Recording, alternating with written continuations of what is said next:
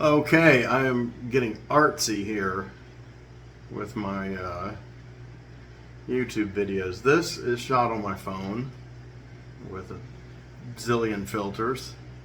I like experimenting with light. I'm getting better at it. I'm no Mario Bava or Ubaldo Tarzano or Vittorio Storaro as of yet. I doubt I ever will be, but the play of light and shadow, it's kind of what cinema is about. I know what all visual art is about. It's that voyeuristic gaze. So I've been away a while. It's been about a month since I posted any videos. Last episode I did of Blue Review. It was my huge announcement about the Deep Images podcast coming up. My cat was here. I was hoping he'd help me out with this video. Lame. Anyway, so most of the month has been spent on a few things. My health has been very poor in some areas. My overall mental acuity and energy has been fine. You know, my occasional bouts of depression and anxiety are fairly under control. My energy levels pretty up there, but my infrastructure is crumbling. My lower back, my right hip, and my right side, my middle back, sometimes my neck. My whole spine is just fucked up. So anyway, soon I'll be going to a chiropractor. I haven't been to one in over 20 years, and I know it will help immensely. I've been struggling with money, but keeping afloat. Not as bad as the horrible crises I had the last 2 years that anyone who's followed this channel or knows me that long knows that I have been through. So my whole thing is now catching you up on this in preparation for my next set of projects, which are coming to fruition a lot quicker and more smoothly than it looked like they would at first. So while we're on this little thing here, on TikTok, I'm still advertising Deep Images. I'm taking images from films I like, and I'm, putting like Deep Images coming and film talk as never before, as you've never known before. And it probably will be. That might not necessarily be a great thing, but I think it is. So you've seen these. If you're on TikTok with me, you've seen these, and I've sent them to people, but I get very little feedback. Some people are confused by them who are not adept at TikTok yet.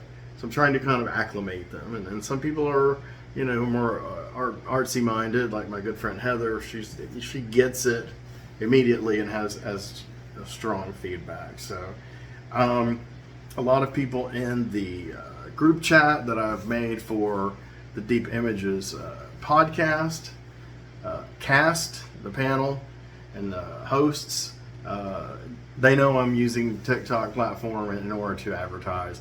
It's just something creative and fun for me to do.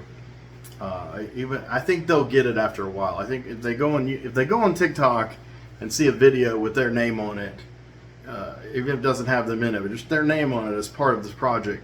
Now, 1,000 people in a day have seen it.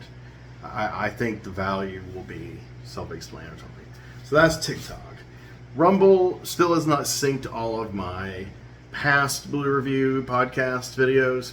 They do sync each new one as it comes out. It comes out on YouTube, comes out concurrently on Rumble. So the last videos I've recorded and posted online, full videos, not TikTok videos, were a month ago, and they appeared on YouTube, on my channel, Henry Covert, and they appeared on Rumble, on my channel, Henry Covert's Blue Review. I have another channel there called Things That Need Be Said that I have not made videos for. However, I have made Things That Need Be Said videos on TikTok, and they've been pretty popular. That is more of my unvarnished socio-political vieus. They're not going to fly on YouTube. Rumble and TikTok are different creatures. There's at least the semblance of free speech here. So I'll be doing Things That Need Be Said periodically on both of those, especially now as we're going into Well, I think anybody who's paying attention knows that America is going, the world is going, into the next phase of its existence. Its long, torturous, painful existence, which is long and torturous because torture has been inflicted upon the earth by humans for a very long time. They love it.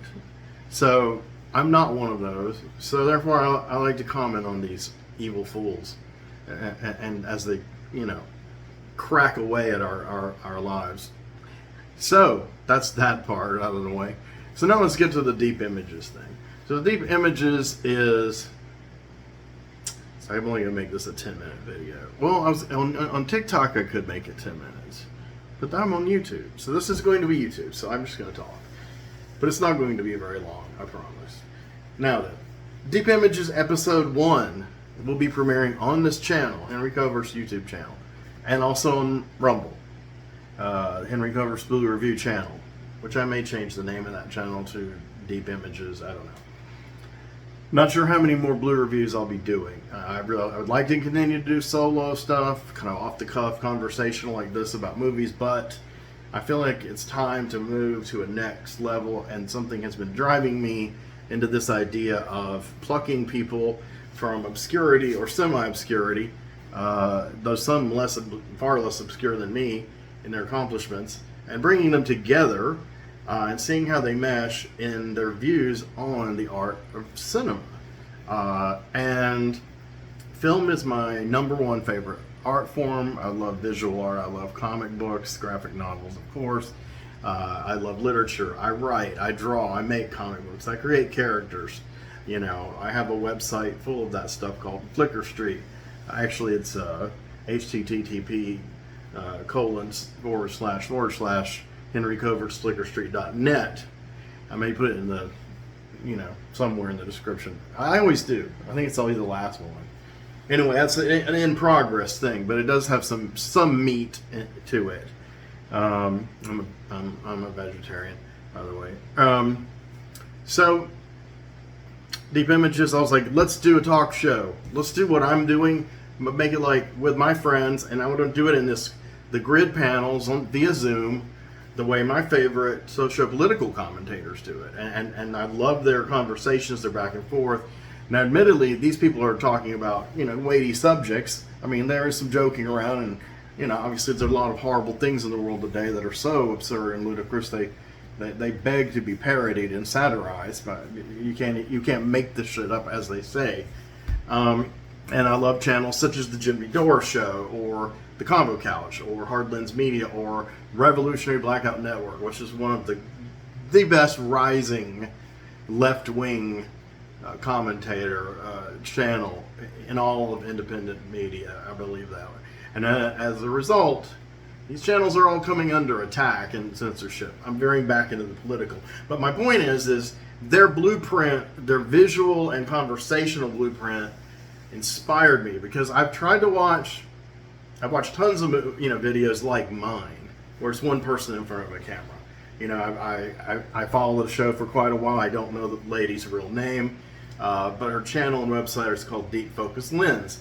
She's a very beautiful, incredibly intellectual young lady, and basically she sits about this far from the camera and speaks. The only difference with her videos and mine is she doesn't do a fancy intro with music like I do, and she edits, and she's very skillful at editing, but there's still obviously cuts. I don't do any of that. I barely know how to do it. I'm going to be learning soon though. But anyway, that's a channel that is similar to mine. There's a comic book / movie channel called Blurredly, and this man does the same thing. He speaks about, it's in color. So is Deep Focus Lens. He's about this far from the camera, sometimes far back, and he just talks off the cuff, man, about comic books and movies, and comic books to movies, comic books to television. That kind of adaptation is a favorite subject of mine. As anybody's followed this channel knows, I can go on and on and on and on forever, comparing the source material to its translation into another medium. But those are some single people that inspire me on Blue Review. So who inspired me in the world of the arts to do deep images. We already know about the technical format and the conversational format, and also the way they make the videos in the independent media channels. They usually will do a live stream. They'll do a live stream 2 or 3 times a week. They can run anywhere from 1.5 hours to 3, 4, 5 hours. And and you can follow them. Now, I don't expect anyone to watch the first live stream for deep images, but I'd like you to, please. And it will be looser. And then we'll do what these guys do that I follow. We'll chop them up in episodes. If we go on a tangent for a certain amount of time to make a certain point, that will be an episode. It could be 10 minutes. It could be a half hour. So we'll have content versus what I've been doing laboriously alone for 2.5 years almost. So, extremely excited about that. But we're not going to start with live streams. We're going to start with actual fully realized episodes, which will still be, it will be recording them, but they'll be live. We're not going to, to take 2 or anything. So we've been rehearsing, and I have a cast of characters. I've talked about a few on my last video. I want to spend the rest of this video speaking about who's with me on this project, what we're doing right now on this project, and what will be coming by the end of this month, and projections for July 2023 going forward for Deep Images podcast on here, YouTube, Rumble, if you're watching it on Rumble, and on TikTok. We're going to conquer the fucking world. So, here's the deal. Okay, so first of all, we're going to be recording via Zoom. The Zoom can be recorded. We have a new channel patron / sponsor. He's actually not new. He's been a channel patron in the sense that he's given me access to his Plex video library, and I've reviewed a lot of titles from there. He's been a friend of mine for 30 years, and he is part of this project. I mentioned him in the last video about Deep Images. He's our technical director, and now a patron sponsor, Dwayne Cochran. So he will be sponsoring our Zoom, our ability to do unlimited time Zooms, because we've been doing Zoom meetings 1 to 2 times a week, anywhere from an hour to 2.5 hours, and they've been, choppy, because every 40 minutes you have to reset, you have to, begin a new meeting, invite everybody over again, and I'm not the fastest cut and paste guy in the world, I will admit. My keypad's kind of broken. That's one problem I have. The rest is just my own speed. But yeah, that's what we've been doing. So we're going to record those. So I'm going to be using my laptop. So the look that I've become accustomed to in the last few months since I stumbled upon it, and hopefully you guys have, okay, is the kind of the golden aura on me, and everything else kind of receding into utter blackness around me. I love that look. That's in the studio, and that's one old light, a lamp, an ancient lamp with a modern light bulb, and the angle, and I love it. I don't know how it does it, but I want to keep that. So with that, I will be talking, but my audio won't be coming from there. And I'll also be using that as my place where I start the meetings. And that's also where I can share screens, so that as the talking heads are here, they'll all be on screen this way. Say 6 of us are talking. It's like the Brady Bunch or something. And then they're going to push over to the side. And I know millions of you, I don't have millions of viewers. Dozens of you know way more about Zoom than I do. So you're probably thinking, what the fuck? We get it, man. Get with the fucking point. We did all this in COVID. Okay. So anyway, the talking heads are going to be over here. And then I'll be sharing screens. Now, we're not going to play any clips, because we may do some silent clips to avoid any kind of copyright hassle. We may do some silent running. Some silent runnings. Not the movie Silent Running. Sadly, I couldn't quite afford that in my Arrow haul I had recently, and that's a favorite of mine. I talk about dystopian. So when I say silent running, it's like the video I did called Anima Mundi, where it's switching back between me talking here on the phone with the selfie stick, and then I can switch it and show you what I'm watching on the television. And we went through that together with the review for Anima Mundi. And then I did another more conversational video where we went through some of the Kung Fu films in the Shawscope box sets from Arrow. So I didn't go very far with that. I did do one on Lose, the movie Lose, L-U-Z, and then I decided to shoot a whole different one because I was on a lot of medication on that one. I will probably still post the Lose shot this way. So anyway, so we'll be able to share clips without sound. No copyright hassles for music from anybody. On TikTok, on the ads, I call them ads for the show because they're going to be 3-minute videos. The 3-minute videos I do on TikTok are usually either just fun, graphic music mix-ups that are just, you know, artsy, crafty things I like to do, kind of puns and satires and sneaking in things, images and music that I like. And then I have the political speaking series of just me talking with no music. And then I have what I call the ads for deep images. So I've done a bunch of those. I talked about that earlier. So that's where you'll be hearing music because tons of it is out loud on there and no copyright hassles. So that gives me one more edge. It also gives me an edge to promote Flickr Street because I have a lot of music in my head by other people associated with my characters and my storylines. And it's nice that I've been able to do a few videos where I can show my illustrations of said characters and name them and play part of that music. And that evokes a mood or a tone. Now, it may not affect anyone but me, but it's what I'm putting out there.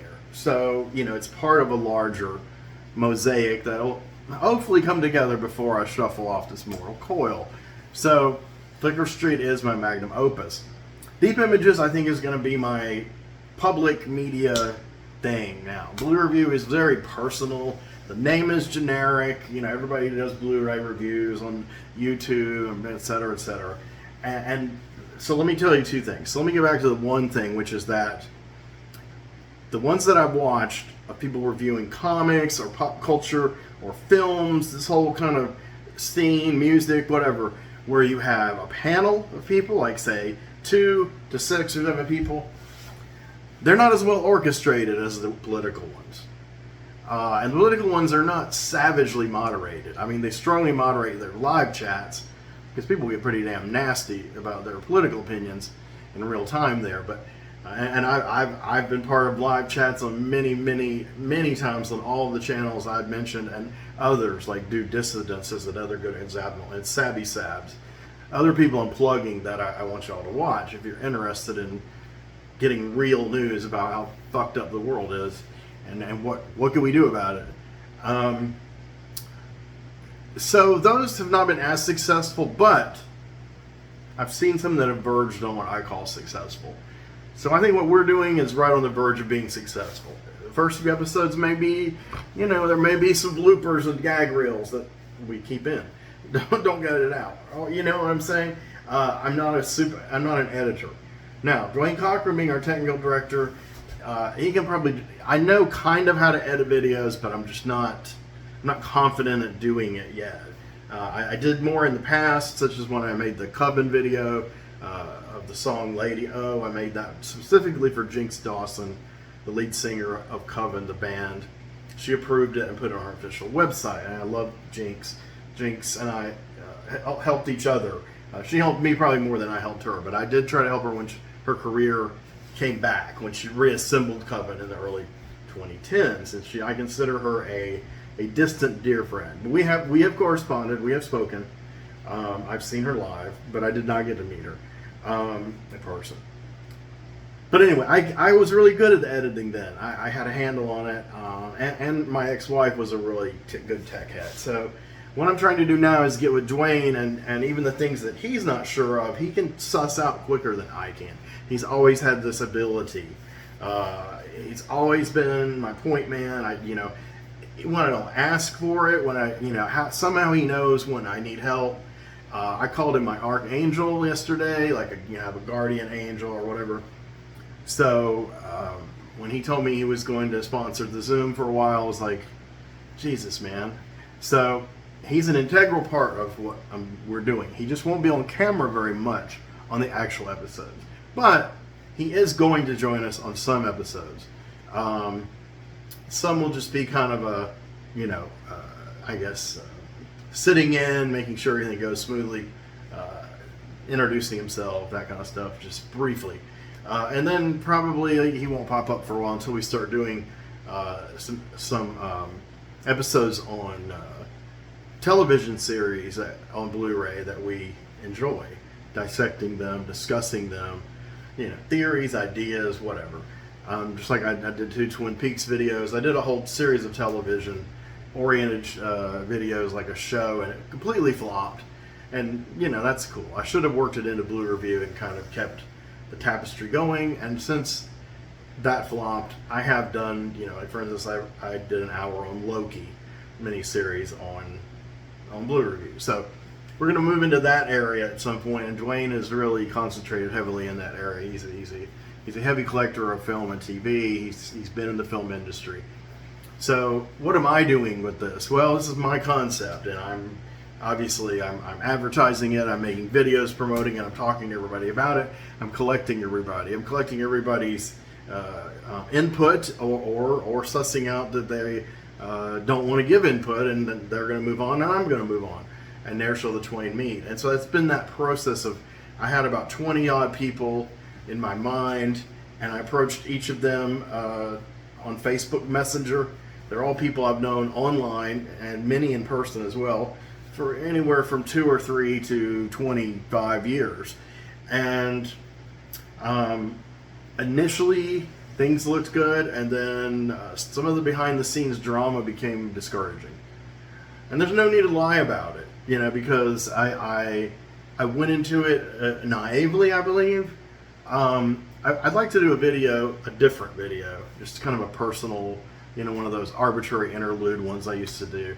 Just me and my experiences with collaborating with other artists, whether that be writers, artists, podcasters, comic books, films, film criticism, music, being bands. I've done all of that.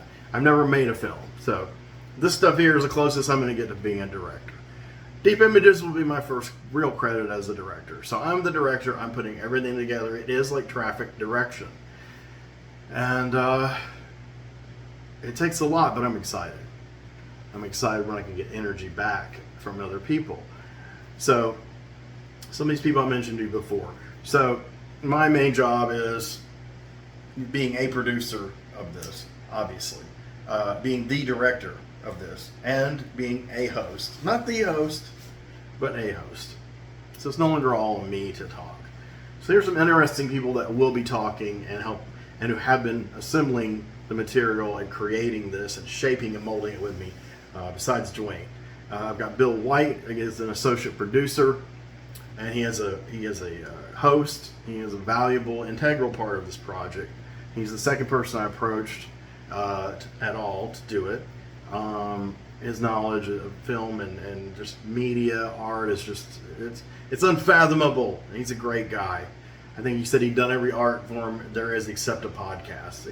I mean, he'd done Zoom, music lessons and stuff, but as far as being a host, a panelist like this will be new for him. So he'll have one thing that he was able to add to his resume, so it's not super long. And when we introduce ourselves on camera on these episodes, especially the first one, we're not going to linger on, here's my resume, I've been blah, blah, blah, blah, blah. Tempting to do that on a single show like Blue Review. I could drone on for a while on that, and people could either be interested or not. Even on there, I've learned to jump more in quickly to the point. Like, okay, I'm trying to talk about this movie. Now, this kind of video obviously doesn't have that approach. I have nothing I'm reviewing. I'm just sharing news. I'm just talking to you guys for the first time in a month.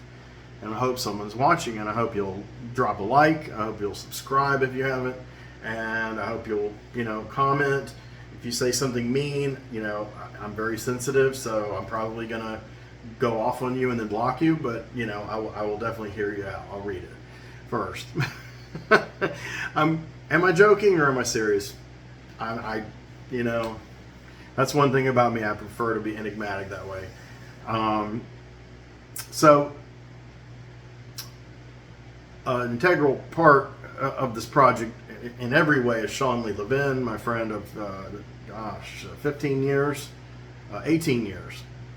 And we have been collaborators on our webcomics. We both worked on my ex-wife's website, She Never Slept. Sean was the associate editor on that.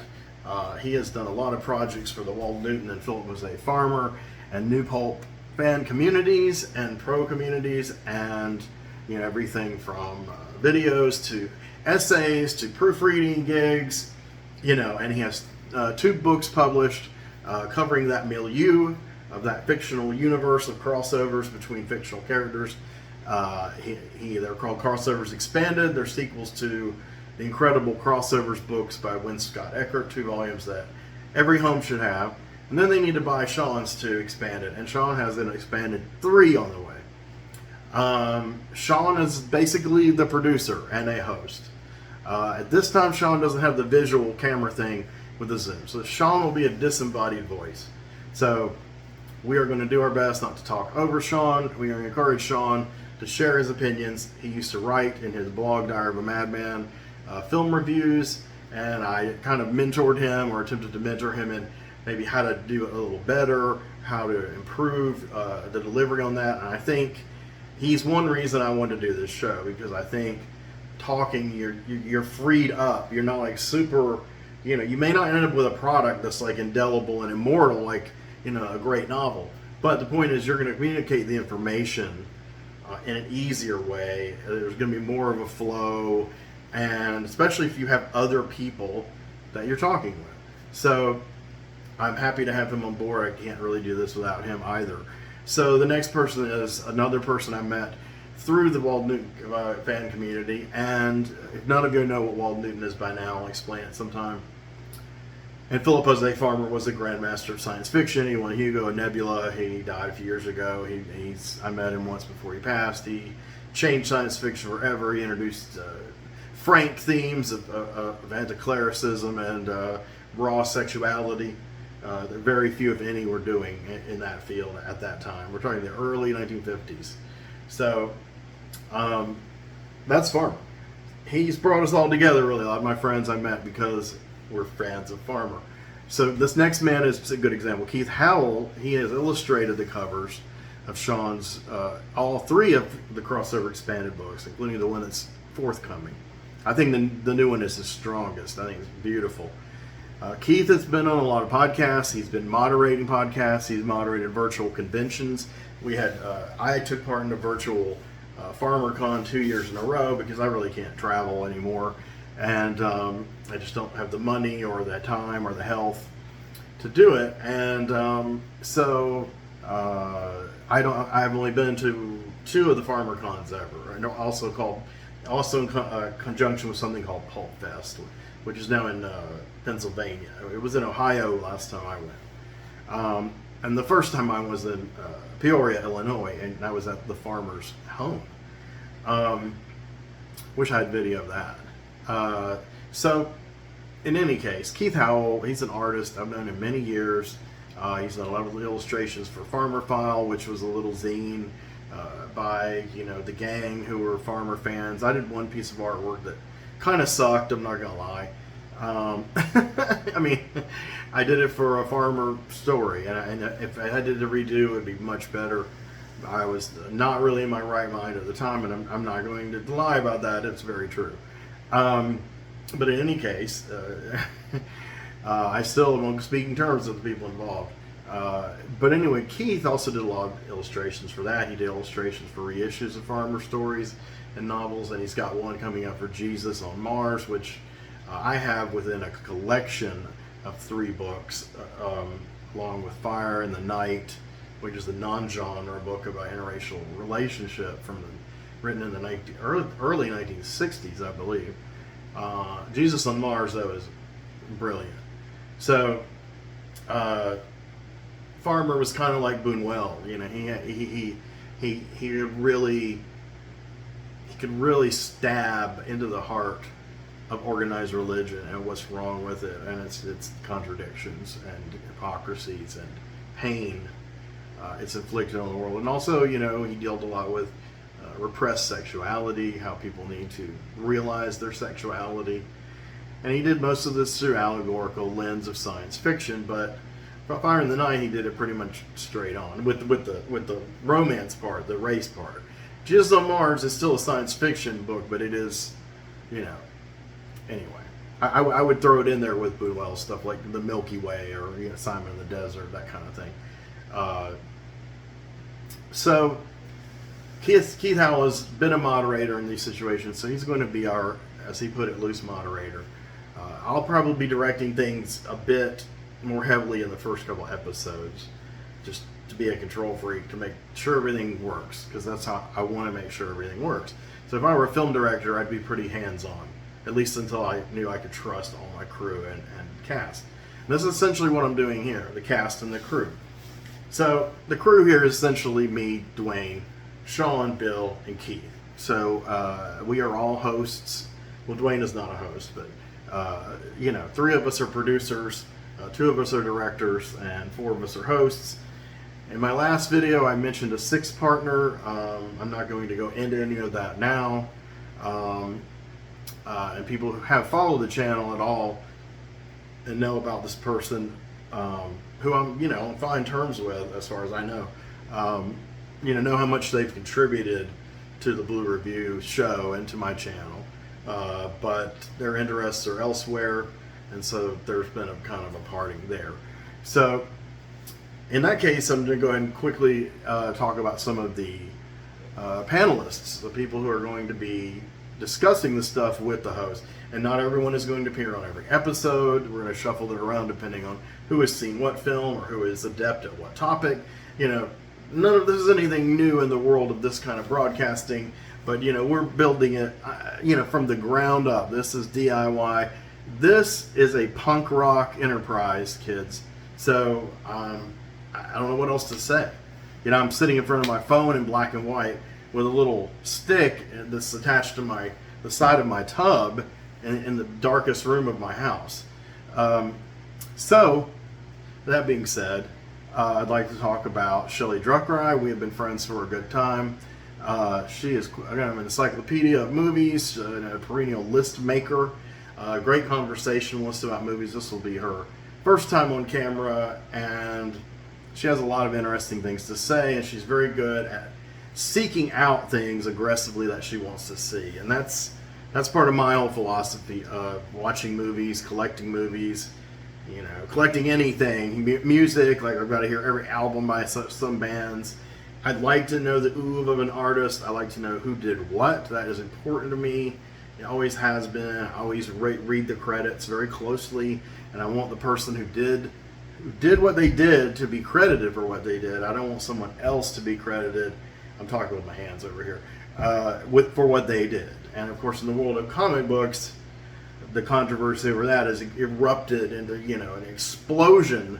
Talk about a flame war. It has engulfed the internet regarding Marvel. And it's funny because the reason it's exploded is because the truth has come out about so many things. It's a lot like what's happening now with politics. I mean, the internet is an incredible tool. It can be used against us for surveillance and data mining, et cetera, censor us. But the people can use this tool, have used this tool to come together, to organize, whether it's a political rally or whether it's a show talking about movies or comic books. And we're proving every day the viability of this. And its existence, it must be free. You know, there must be a free exchange of ideas. Freedom of speech is the bedrock of all democracies and republics that can survive and be sustained. Now, that is a quote that I did not make up, but I don't know who did. But I've heard it oft repeated, and it's true. So, YouTube is like the compromise. YouTube is like the anchor. This is like the base HQ. As far as things that need to be said, the stuff I do solo about politics, and maybe some of the longer live streams where we have material that might go too far out that we won't cut into a YouTube episode. We'll cut into a Rumble episode, and we'll do clips on TikTok. So many clips we can do on TikTok of us just talking trash, in an intellectual, informed way. So the goals that I've told people that I'm trying to achieve here are to be entertaining. I like to joke around, but then I get dead serious too. I have a range. And entertaining, informative. I want to make sure all the facts are straight about something. If you don't know the facts, just say, I don't remember, or I don't know. That's easy. I don't know, I don't remember that guy's name. Instead of lying like so many people on the internet do about everything from comic books to politics, they just lie. They regurgitate something they think they heard somewhere else that's totally untrue. So, and then they accuse others who tell the truth of misinformation, and even worse, disinformation. So we're not purveyors of any kind of misinformation or disinformation. It's all true. It's either facts or it's our authentic opinions. Authenticity is important to me. It's something I'm trying to cultivate in my life. Something that's been hard for me to do my whole life because I've been shy, I've been withdrawn, I've been angst-ridden and tormented and depressed and all this other stuff. So now it's time to kind of come alive and say, hey man, I'm here. I may not be here much longer, but I'm going to leave my bloody fingerprints on this fucking world. And even if it's something as simple as this, and that's all there is to it. And I'm getting off my lazy fucking ass and doing things. And it's really improved my mental health, Now I'm waiting for the money, the monetary rewards. This channel will be monetized when I get 1,000 subscribers. My Rumble channel is monetized. If these become highly monetized and actually bring in money, anything that I do solo, I'll get the money, obviously, though the platform will get a lot of it. Anything that I do with the group, we will divvy it up case by case, video by video, person by person, even if it's 10 cents. It's like, hey, you talked here for this video, not monetized. We each got 10 cents. Here's your 10 cents. Here's my 10 cents. I'm not going to take 50 because I'm the director. So that is all just possibly pipe dreams. In any case, Shelley is a part of this. The next person I like talking about is Scott Andrew Hutchins. He has quite a history. He's got a formal education, cinema. He's written plays, he's written operas, he's written screenplays. He's been kicking around the internet doing reviews and blogs for many, many years about film and literature and comic books. And he's got a lot of things he's especially focused in on that I just personally happen to have a huge passion for. One being the comic book writer, the late Steve Gerber. I own the preeminent Steve the First. There's another copy one now, but there's a Steve Gerber RIP group on Facebook that I inherited. I didn't found it, but ended up with no moderators and no owners. And so that used to happen sometimes in groups. They'd be abandoned. So I swooped in and I rescued it, and I've been cultivating this fandom for Steve Gerber, and friends and family and collaborators of his are members of the group as well. Scott Andrew Hutchins is a big Steve Gerber historian. He's also a big Oz historian, L. Frank Baum, and I also adore Oz. So expect an Oz episode at some point on this show. And I'm warning you, it's not going to be, a happy review of, Victor Fleming's 1939 timeless family classic. That's not my point of view at all. Now, if someone on the panel has that point of view, hey man, go for it. It's all good. So, in any case, also have a young man named Marco Antonio de Freitas. He is a Brazilian. He's a writer, a translator. He's interviewed various cult film personalities. He's worked on books. He's kind of another encyclopedia of knowledge of films. He has a very lively and sardonic personality. I think he'll be very entertaining to watch. I mean that in a good way. I don't mean like make fun of him. I mean like, he's a trip. And, when we were coming up in the 80s, my friends, the few I had then, when we would hang out, we would, go trip out. And I don't mean on LSD. I didn't do any drugs back then. Most of these cats didn't do drugs back then. Most of us were vegetarian straight edgers. We all fell off well, I wasn't a vegetarian. They all fell off the wagon, including me, as far as substances. But I went on to the vegetarian wagon 25 years ago and holding. But yeah, if someone was amusing to us, they would be like, "Man, you a trip." I don't know, man. So now it's like, that's what I say to these people. They're a trip. You know, they have that. They project that glee in their personality. Of maybe it sounds corny and cheesy, and it isn't really true in an empirical sense, but the illusion of a more carefree time. The 80s were very repressive under the Reagan-Bush administration and all the criminality. You know, this was the beginning of neoliberalism fucking the world to death. It happened there, and that's what I grew up in the shadow of. And so rebellion was everywhere. A lot of it was co-opted, cheesy rebellion in you know, like John Hughes movies or something like that. You know, people with big hair and new wave music, and then some of it was genuine rebellion, like, you know, hardcore punk music, like Black Flag, you know, and the Dead Kennedys.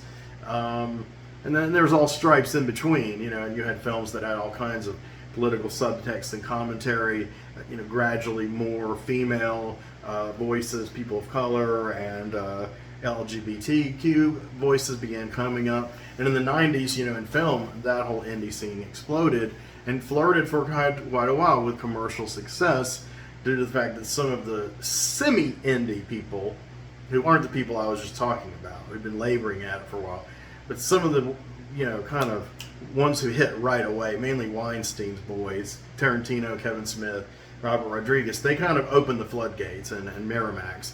And you know, Weinstein is a piece of shit, but I will say, through his largesse and through the works of these three guys, only one of whom I'm a fan of, and that's only partially Kevin Smith, all this other stuff came out. And he, you know, Weinstein even, you know, had like Scorsese help restore and bring out Belle de Jour on Miramax. You know, all kinds of great things happened in that scene. It's unfortunate the guy Weinstein used this position of power to exploit women. You know, it's really fucking disgusting.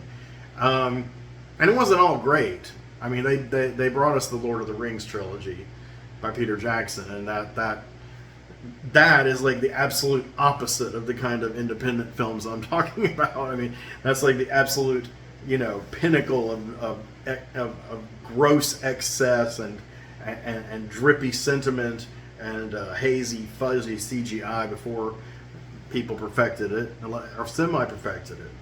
I mean, Marvel's CGI is incredible compared to The Lord of the Rings. So if you're going to do a fantasy film, I think you need to be more concentrated on the look of it, the production design, the costume design, the lighting, you know. And I've said this many times before, Planet of Vampires from 1966 still looks incredible as this weird sci-fi movie. Star Trek, the TV show from 1966, looks pretty fucking rough. And that's not an indictment of the writing or the acting. I'm just talking about a cinematic, a pure cinema level. So anyway, but Peter Jackson did do some great movies when he was in the underground. It's just he seems to have forgotten that he had that ability. I will say one of his movies no one talks about is the faux documentary, Forgotten Silver. I think that's the last really good movie he ever did. But nobody talks about it anymore because, you know, hobbits. So, yes, Marco, Scott, Shelley, these are names to be reckoned with. Sean, Bill, me. So let's move into the last little portion here. We have a wonderful lady named Frances Chiu, and she is an Asian American writer and essayist, and she has done some heavy scholarly stuff. She is a horror fanatic. By her own admission, she's not the world's most knowledgeable cinephile, but that's okay. She has the art of listening and the art of genuine response. She's good to have on a panel because she's almost like the audience surrogate. She's going to ask the questions that we're getting ready to ask you as we listen to you. You know, as you listen to us drone on, and you're thinking, yeah, but what about, you know, Frances is just on it. And I really like her perspective. She has a very strong perspective on this, and that's one thing I appreciate in people is perspective. And some people I sought out for that very reason. Unfortunately, they didn't really bite the hand that fed them. They just like slapped me in the face rather than even get near my hand. So, and they were allegedly friends of mine, and that was hurtful. I've alluded to that before, and this will be the first time I've been on camera revealing some of this dirt that I alluded to earlier. Okay, so that's Francis. So now we have Bill Mulligan. Bill Mulligan has been a member of a number of podcasts and panels at conventions. He's been a film fanatic his whole life. His view, I think, is a bit more classicist, if that's a word, than mine. But he also appreciates really, B movies, I guess you could say, so bad they're good kind of films. So he definitely has that spectrum, and of course horror is a big thing of his as well. Horror is the favorite genre of almost everyone, not everyone, but almost all of us on this channel. So expect to see it highlighted same way I did on Blue Review, but don't expect it to be dominant. Don't expect, there won't be much superhero stuff, but there will be some, because some of us, like Sean and Scott, for instance, are in our own ways kind of minor scholars on comics, and so and Keith Howell also as well. So we can definitely talk about that stuff as is appropriate. I have an episode planned of covering the art, the process, the whatever of adaptation of works from comic books to other media, or novels to other media, or novels to TV, or remakes of old TV shows into movies, or you know what I'm saying. The whole process of adaptation, distilling the essence of something, or just slapping a name on it and praying there's a cultural residue of memory in the collective unconscious that will kick out some bucks for these exploitative producers who really don't give a fuck about the original material. I have spoken. No, seriously. So Bill is a joy to behold. He's been with us on a couple of meetings. He has a really busy schedule this summer, so he's not as entrenched in some of the early episode planning as everyone else I just mentioned, but he's along for the ride, and he's certainly welcome. And our final guy along those same lines is straight from Australia, straight from New Zealand by way of Australia, is Justin Cotton. He is quite an authority on comic books, on films. He knows a lot about action, adventure, superhero, science fiction, fantasy films, Australian or otherwise. He has really great taste for classic science fiction and pulp tropes. And again, he has a different perspective, and he's got a cool accent. And he's just a cool guy. He and I collaborate on these little kind of weird little kind of pulp comic kind of scenarios in text. Or maybe someday one of them will see the light of day. They're a trip. He's a trip. He's got the seal of approval. So that's the crew. Me, Dwayne Cochran, Sean Lee Levin, Bill White, Keith Howell, Marco Antonio DeFreitas, Scott Andrew Hutchins, Shelley Druckreich, Francis Chiu, Bill Mulligan, and Justin Cotton. So we have 11 people that have stepped to the plate and are going to be regulars or semi-regulars or even more producers, hosts, whatever. So that's it. That's what's happening. And the first thing we're going to talk about is a movie that is beloved has only been seen by about half of us and is very beloved by that half. So it will be a small panel, an intimate panel, and we'll probably just record the show, not as a live stream. We'll just record it live, run through, and hopefully it'll come out tight enough to not have to be re-edited or redone or anything. But I think everyone on is knowledgeable enough and familiar enough now with each other on a conversational level and with the Zoom process that it's going to be great. It's a movie that I've been wanting to review for a long, long time. A classic of American independent cinema. So that should give it away right there. No, I'm kidding. You're like, it's John Cassavetes' Shadows. No, it's not. But that'd be a good guess, but that's not it. More recent. So I'm going to go. Thank you for listening. I'm still alive. I yet live, as Lord Greystoke says. And I'm a survivor, as Wolverine says. So I love you guys, and keep looking out for deep images. I'm going to be I am now designing art.